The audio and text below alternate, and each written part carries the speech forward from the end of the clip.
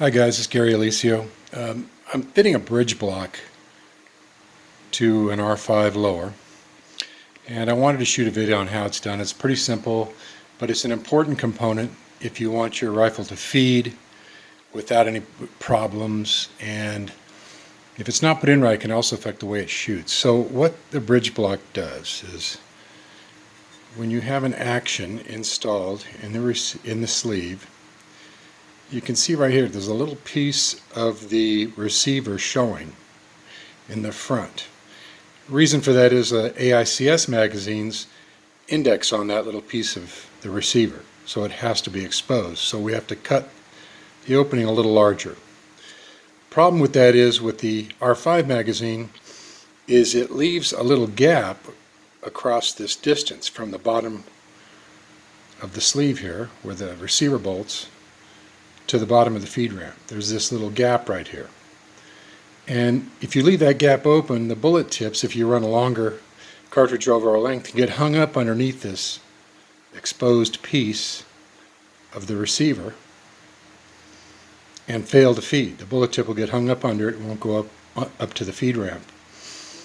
And so what I came up with was this little block, we call it the bridge block. And what it basically does, there's a pocket in the lower right here that it fits into. And what that does is it creates a little bridge across that gap. Now I usually fit them just fine at this end. You do want to make sure when you're fitting them that this radius, the bottom part of this radius, matches up with the radius inside the lower unit, which this one does. If it's hanging out, I'm talking at the very bottom part of the radius.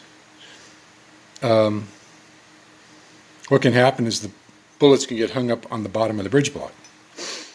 Anyway, I do all that, but the part you have to do is you have to determine the height of this, if it's correct or not.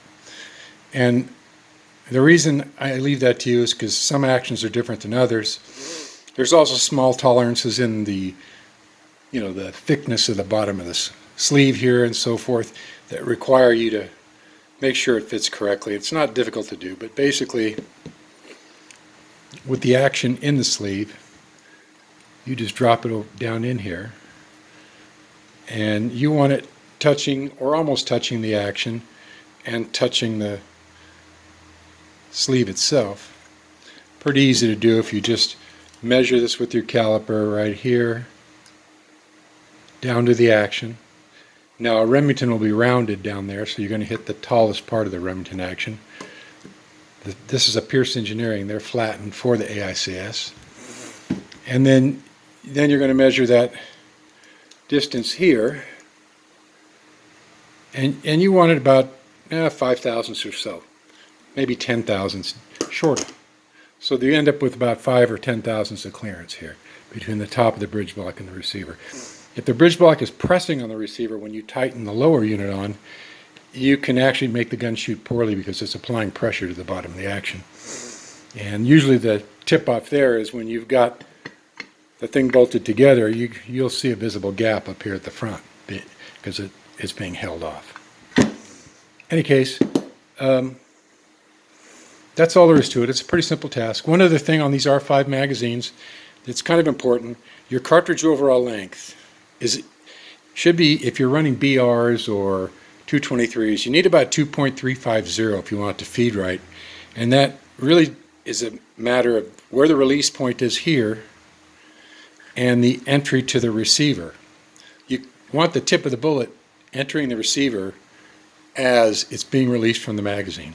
If it's too short, then you can end up in a situation with the tip of the bullet hitting the breech end of the barrel. And the fix for that is just make your COAL a bit longer, and that usually takes care of it. Anyway, I hope this helps. If you have any questions, you guys can always call. Thanks for watching.